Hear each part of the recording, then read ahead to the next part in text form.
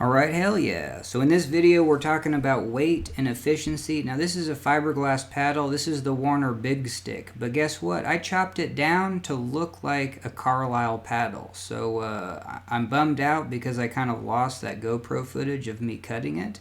But hell yeah, we're doing the gondolier stroke, so my knees up against the outside. Now this is my offside.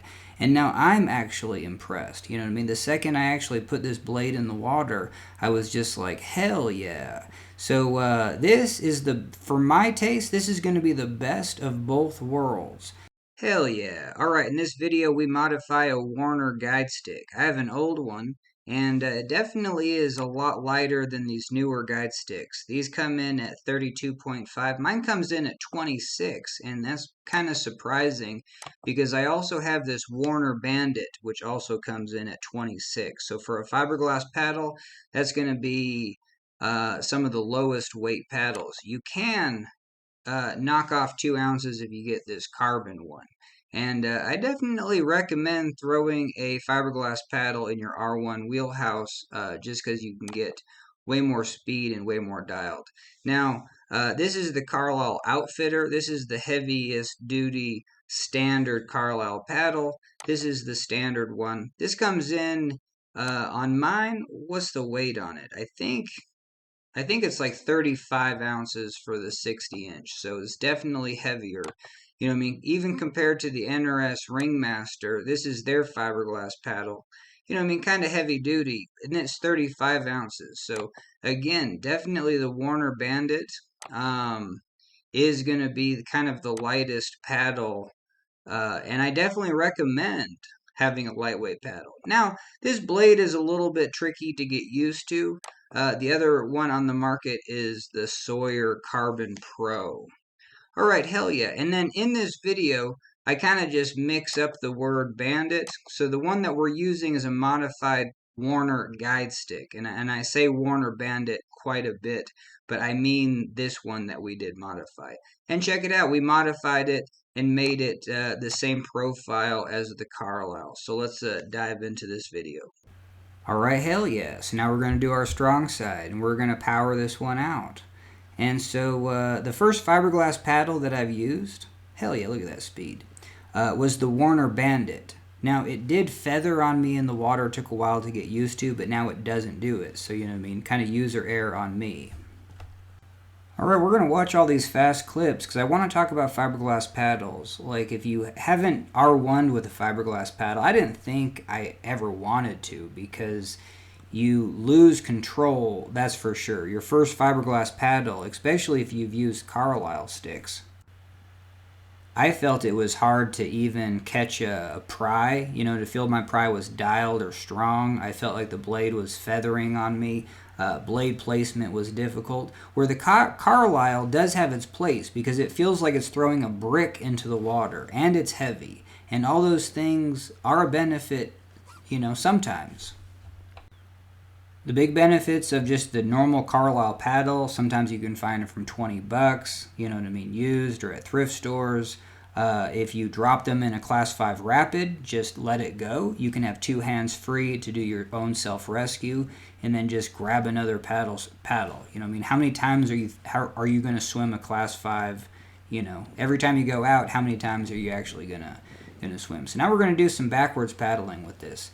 And hell yeah. So fiberglass paddles do take a while to get used to, but what you're going to notice right off the bat is like just efficiency.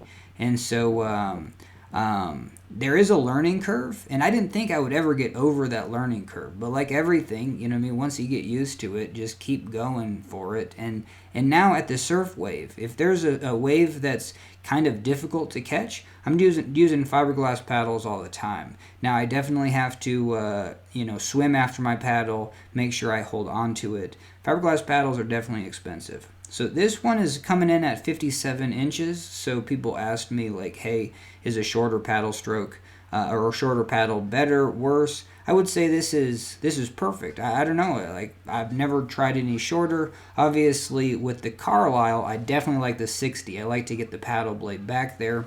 With that said, now I think I definitely think I'm onto something with blade shape. It came when R1 buddy of mine, his fiberglass paddle was so beat to hell. It was a Warner Bandit, but it was so scratched and torn up on rocks that it was almost like a diamond shape. It was super narrow, and then that got me thinking. It's just like no duh, you know what I mean? So I just took an angle grinder. You can carve these up in whatever shape.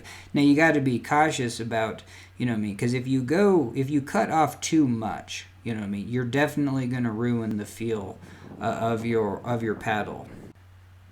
But I thoroughly recommend this now. If you're getting used to a certain blade shape, and I am with the Carlisle paddle, like it actually is a really good shape. Actually, in the water, it draws really well. It doesn't. It's like the Bandit's too wide for R1 rafting.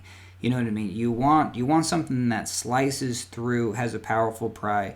You want to be kind of quick on that stroke, and then the efficiency with the fiberglass. It carries water through. So this is a Warner Bandit, but definitely chopped down to the shape of a Carlisle paddle. Hell yeah. Hell yeah. And some my closing thoughts on this are R1 rafting is moving a quite heavy boat with just one paddle blade. You know what I mean? And you don't have oars. You don't have all the leverage in the world. So definitely things that make R1 rafting easier are lightweight boats. This one's urethane. NRS just kind of lucked out and got urethane back in 2013, 2012. And hell yeah. So Sotar makes the Excalibur, the Merlin series, and it weighs in at 56 pounds. You know what I mean? So that is, for a 10-foot boat, that's going to be the lightest, most crispiest boat on the market currently.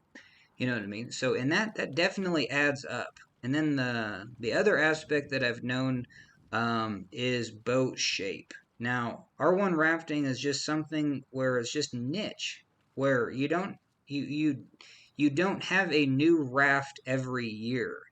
And that's kind of a bummer because with kayaks, you would spend so much money in R&D that you would every year have a brand new boat that's just a little bit tweaked. And yeah, you tweak things here, you tweak things there. Sometimes you mess up and you got to go back to what works. But that we are kind of at the um, you know what I mean, the exploratory phases of R1 boats.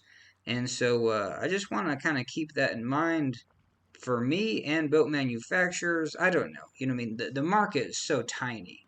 But you know what I mean? There's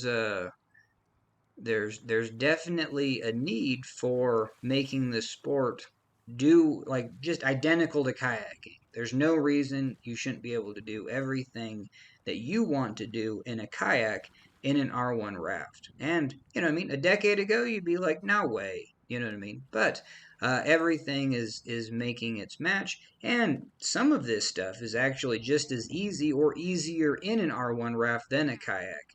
It's just a matter of understanding the physics, the dynamics, and then going out and doing it. So that's my take home points. Lightweight. That's where a fiberglass paddle really comes in. It's light and it's hella stiff and efficient. But there's still a place in my playbook for that Carlisle paddle, especially when just charging in shallow rivers. You know, if I just want to throw a paddle blade into burly surfs where I just want it to feel like a brick and not have to feel every feathery craziness of fiberglass paddles. But, and then also the take home, cutting this into the Carlisle shape. Damn, I don't know if I'm just used to that shape, but it just makes this paddle just oh so good. Anyway, so it's just kind of a little rant um, on fiberglass paddles, lightweight boats. I don't know, even the future of R1 boating. I'm going to try to make as many boating videos as I can on modifications. You know what I mean? Things that I can see in different raft designs, especially if I can try them. There's no reason to, you know, I can speculate, but that's kind of my goal is to try a few different rafts and and figure out what designs work for what you want them to do. All right, hell yeah! Thanks for joining me, and that's a video.